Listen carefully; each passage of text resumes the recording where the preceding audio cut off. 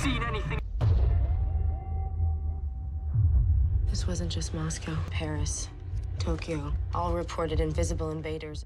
सोच कर देखिए, आप एक दिन घर से बाहर निकले और देखें कि अब पूरी पृथ्वी पर किसी अनजान एलियन लाइफ फॉर्म ने अटैक कर दिया है। एक ऐसी लाइफ फॉर्म जिसके बारे में आपको कुछ नहीं पता। क्या आप ऐसे एपोकलिप्स के बीच खुद को बचा भी पाएंगे? ऐसे ही यूनिक कॉन्सेप्ट पर बेस्ड है हमारी आज की कहानी, द डार्केस्ट आवर। कहानी की शुरुआत दो दोस्तों बेन और शॉन से होती है, जो कि अपनी नई बनाई ऐप को इन्वेस्टर्स को दिखाने रूस जा रहे थे। दरअसल वैसे तो दोनों ही अमेरिकन हैं, मगर उनके तीसरे बिजनेस पार्टनर उसने उन्हें बताया कि रूस में उन्हें ज्यादा अच्छे इन्वेस्टर्स मिलेंगे और वो तो कई दिन पहले ही यहाँ पहुँच गया था।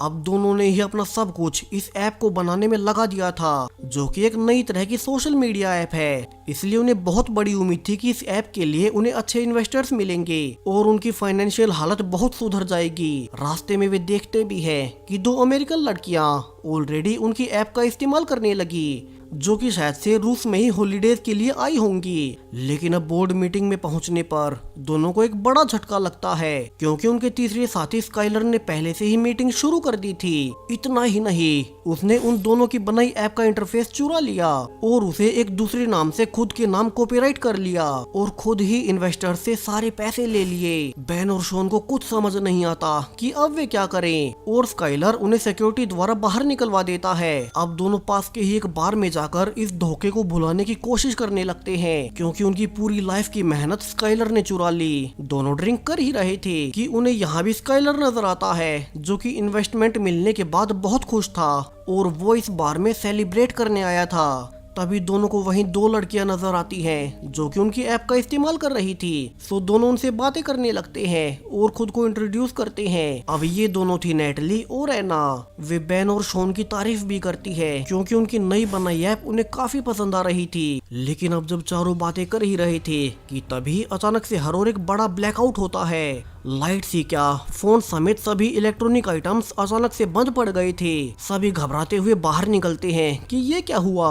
वे देखते हैं कि ऊपर आसमान से एक पोर्टल खुल रहा था और कुछ ही देर बाद उसमें से हजारों लाखों लाइट बोल्ट्स नीचे पृथ्वी पर लैंड करने लगती हैं। शुरू में किसी को समझ नहीं आता कि ये हो क्या रहा है, क्योंकि वे लाइट बोल्ट्स अलग अलग होकर सभी ओर लैंड कर रही थी, जिसमें से एक इस बार के सामने भी लैंड करती है। हर कोई डर के कारण पीछे हो जाता है, क्योंकि किसी को नहीं पता कि ये है क्या, और वो पूरी तरह से विजिबल भी नहीं थी। उन्हें तो बस कुछ वाइब्रेशन सी दिखाई दे रही थी। अब एक पुलिस ऑफिसर अकेला उसे देखने आगे बढ़ता है और जब उसने उस लाइट सोर्स को अपनी छड़ी से छुआ ही था कि तभी अचानक से उसकी पूरी ही बॉडी डिसइंटीग्रेट हो जाती है। उसके पूरे शरीर का कण कण तक मिट चुका था और ये देखकर तो हर कोई डर जाता है और सभी डरते हुए उस लाइट बॉल से दूर भागने लगते हैं। वहीं वो दूसरा ऑफिसर उस एलियन पर फायरिंग भी करता है, लेकिन अब उसकी गोली ही खुद बॉल से टकराकर नष्ट हो गई थी और अब तो और भी एलियंस आकर लोगों को एक एक कर ऐसे ही मारने लगते हैं।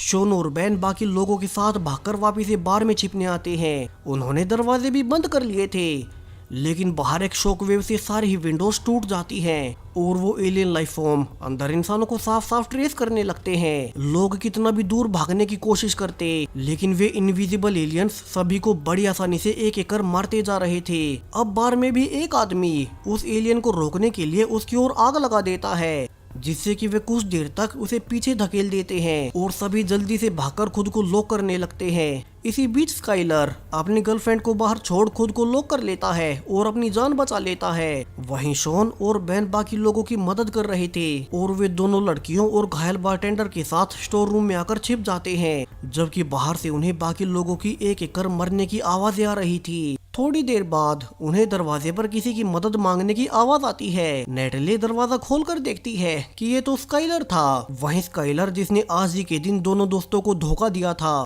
मगर फिर भी वे उसे अंदर आने देते हैं और अब खुद को यहीं लॉक कर बाहर सब कुछ ठीक होने का इंतजार करने लगते हैं। यहाँ स्टोर रूम में टॉयलेट और काफी सारा खाना पानी पड़ा था, तो वे आसानी से काफी देर तक यहीं रह सकते थे। लेकिन अब कई घंटों बाद वो घायल बारटेंडर आखिरकार दम तोड़ ही देता है, सो उन्हें उसे पलटकर एक कोने में रखना पड़ता है ताकि वो उन्हें दिखाई ना दे। बाकी के बचे हुए पांचों मेंबर्स अब इसी स्टोर में रहना शुरू कर देते हैं। दिन लगातार बीतते जा रहे थे, जहाँ वे आपस में बहस भी करते हैं कि वे आगे क्या करें।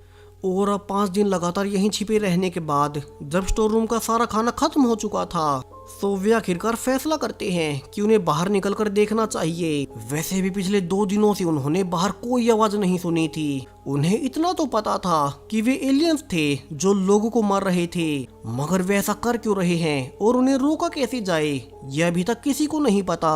वहीं वे पांचों ही अमेरिका से थे, तो वे पहले फैसला करते हैं कि वे जल्द से जल्द यहाँ से निकलकर पहले अमेरिकन एम्बेसी में जाएंगे, ताकि वहां से अपनी फैमिलीज के पास अपने देश में जा सके। क्या पता वहां ये एलियन अटैक ना हुआ हो। सभी डरते हुए आखिरकार पूरे 5 दिनों बाद स्टोर रूम से बाहर निकल ही जाते हैं, जहां की पूरा बार अब खाली पड़ा था। वे जल्दी से बाहर सप्लाईज इकट्ठा करने लगते हैं ताकि उन्हें खाने पीने की कमी ना हो। यहीं पर उन्हें एक रशियन मैप भी मिल गया था जिसमें कि इस पूरे ही शहर का नक्शा था। सो वे अब डरते हुए अपने सफर पर निकल पड़ते हैं। बाहर पूरा शहर खाली पड़ा था, सारी सड़कें खाली थी, तो वे भी आवाज ना करते हुए अब आगे जाने लगते हैं और उन्हें फाइनली एक औरत अपने घर की दीवार को कवर करते हुए नजर आ ही जाती है। वे उसे पूछने की भी कोशिश करते हैं कि उनकी एम्बेसी कहाँ है, क्योंकि उन्हें रशियन भाषा नहीं आती। लेकिन वो औरत डर के कारण उन्हें आगे जाने को कहती है। और अब जब सभी आगे बढ़ ही रहे थे तो उनकी बुरी किस्मत कि उन्हें वो ब्रिज ही टूटा हुआ मिलता है जो कि उन्हें उनकी एम्बेसी तक शहर के दूसरे हिस्से में ले जा सके। यानी कि अब उन्हें वापस आकर दूसरा रास्ता ढूंढना होगा।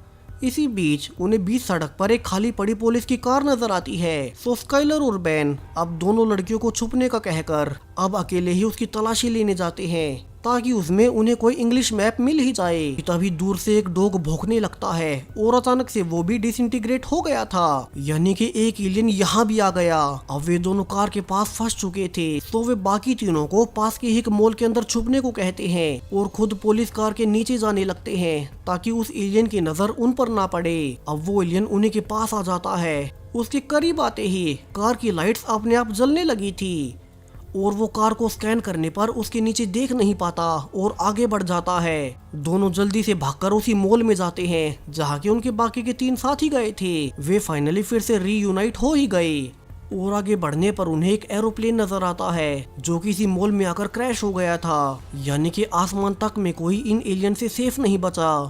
अब स्काइलर डरते हुए कहने लगता है कि ये एलियंस अब तक हर ओर फैल चुके हैं, सो उन्हें मदद के आने तक यही मॉल में छिपकर रहना होगा। लेकिन बेन और शॉन का मानना था कि उन्हें अपने सर्वाइवल के लिए आगे बढ़ना होगा। वे बाकी तीनों को अपनी ऑब्जर्वेशन भी बताते हैं कि जब वो एलियन कार के पास आया तब उसकी लाइट्स अपने आप जलने लगी थी। वहीं उस अटैक वाली रात भी अचानक